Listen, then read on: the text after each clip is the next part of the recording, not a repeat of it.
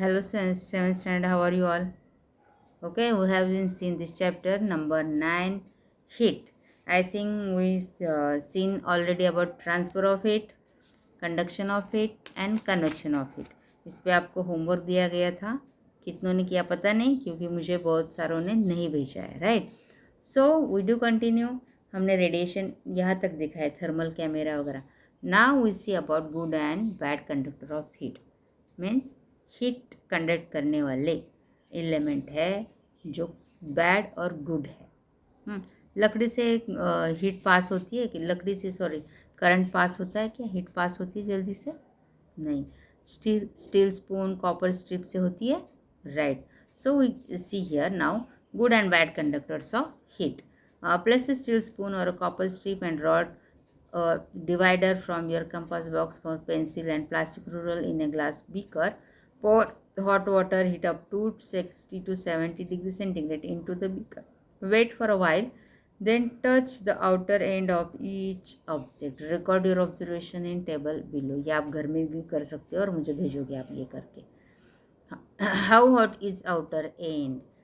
Very hot, hot, warm, cool और as the atmosphere. ये आपको करना है. ये सिंपल है, ये आप कर सकते हो घर में.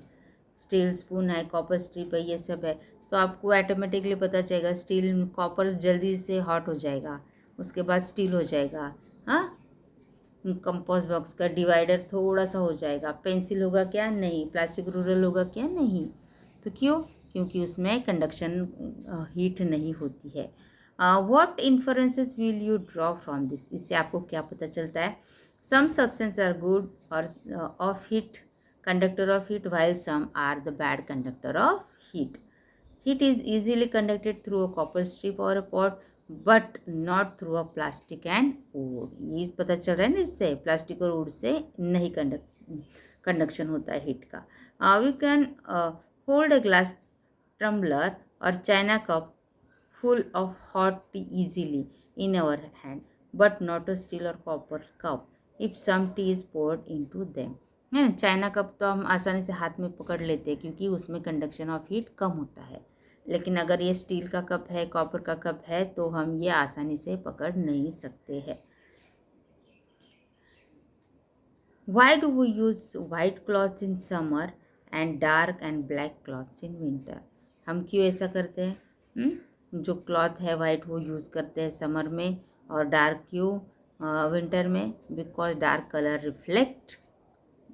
No, dark colour absorb the heat and white color reflect the heat. Reflect का एब्जॉर्शन नहीं होता है उसमें.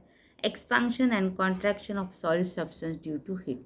एक्सपांशन मीन्स कौन सा सब्सटेंस है जो सिकुड़ जाता है, कौन सा सब्सटेंस है फूल जाता है. Expansion and contraction of a solid substance due to heat. Apparatus: a metal ring, a metal ball, a burner. Activity: take a metal ring, a metal ball, such a size that ball just passes through a ring. Hit the ball and check whether it passes through the ring. No. Now let the ball cool down and check whether it passes through the ring. The above experiment tells that the metals expand on heating and contract on cooling.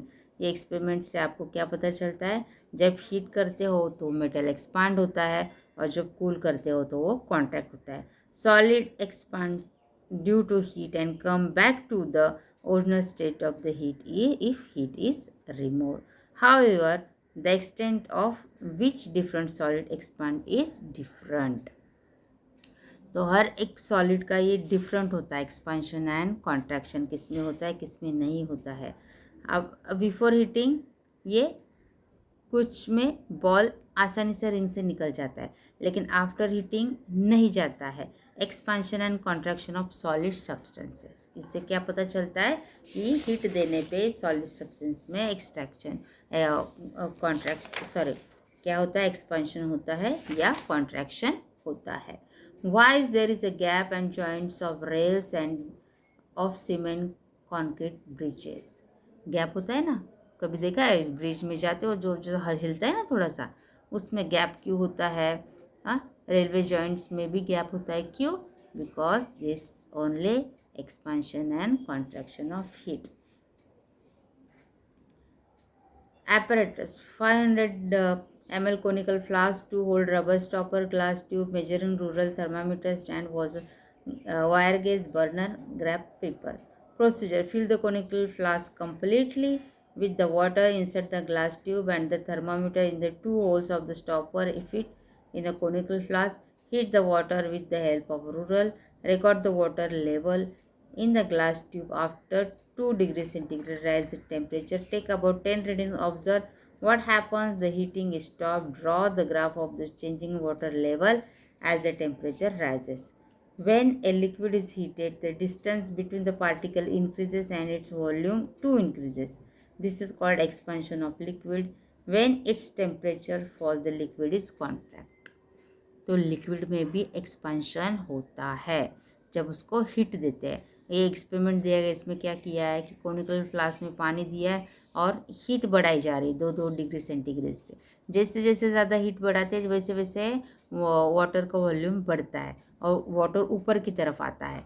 Means होता है क्या, उसका volume बढ़ता है और उसमें liquid heat distance between the particles is also high increases.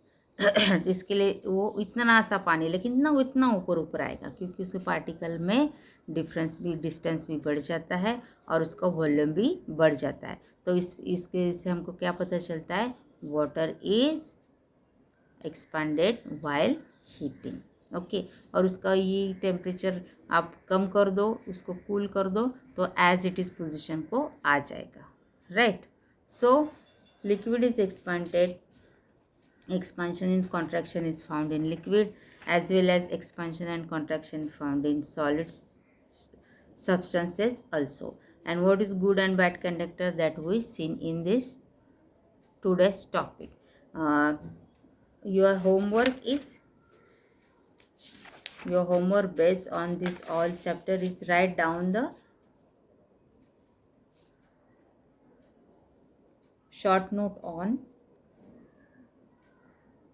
changes, short note on properties of heat or the mode of transfer. Write down the short note on mode of heat transfer. Got it? And send to me.